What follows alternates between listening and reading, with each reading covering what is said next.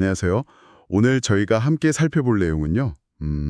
케어유 뉴스 김형래 편집장님이 매일 아침 독자들과 나누시는 아침마다 지혜 칼럼입니다. 그중에서도 아침마다 지혜 샵 116 은퇴 후 정서 의존의 덫이라는 제목의 글인데요. 아, 네. 은퇴 후에 부부관계에서 생길 수 있는 문제, 특히 정서적 의존에 대한 이야기죠. 저도 관심 있게 봤습니다. 맞아요. 이게 삶의 큰 변화잖아요, 은퇴라는 게. 그 이후에 한쪽 배우자, 특히 남편분들이 아내에게 정서적으로 좀 지나치게 기대면서 어려움이 생기는 경우에 대한 거죠. 그렇죠. 미묘하지만 사실 굉장히 중요한 문제라고 생각해요. 네.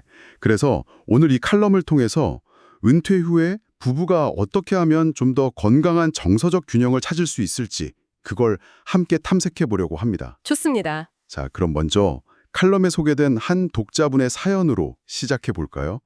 문제 상황을 좀 더 구체적으로 들여다볼 수 있을 것 같아요. 네, 그 사연이 상당히 대표적인 경우라고 할 수 있죠. 네.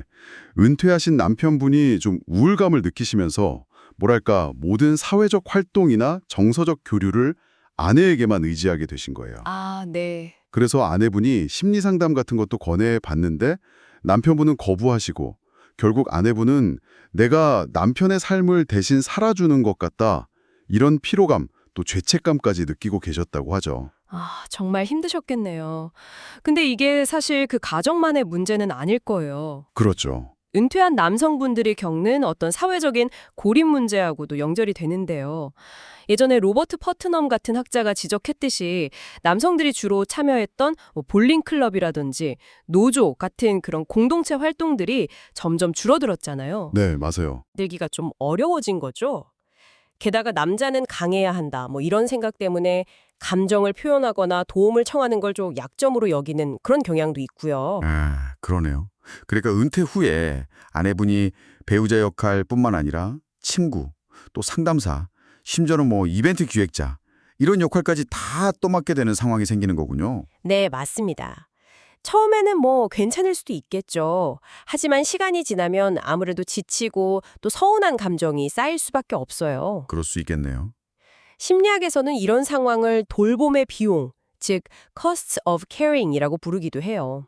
돌봄에는 대가가 따른다는 의미죠. 돌봄의 비용. 네. 근데 더 안타까운 건 이런 부정적인 감정들, 그러니까 지치고 서운한 마음이 내가 너무 이기적인가 하는 그런 죄책감에 가려져서 잘 표현되지 못한다는 점이에요.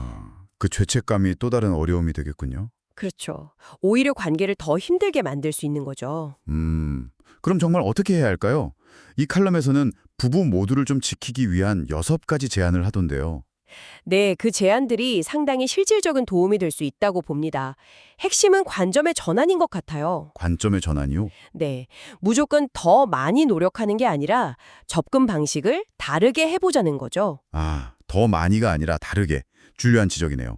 그 6가지 제안을 간단히 좀 정리해 볼까요? 네, 그러시죠.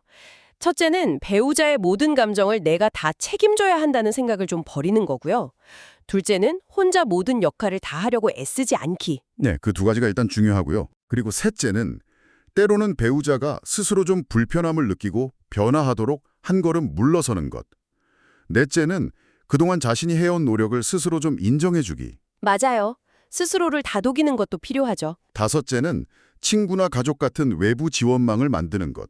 마지막으로 6째는 남편이 파트타임 일이든 봉사활동이든 동호회든 새로운 사회적 활동에 참여하도록 격려하는 것.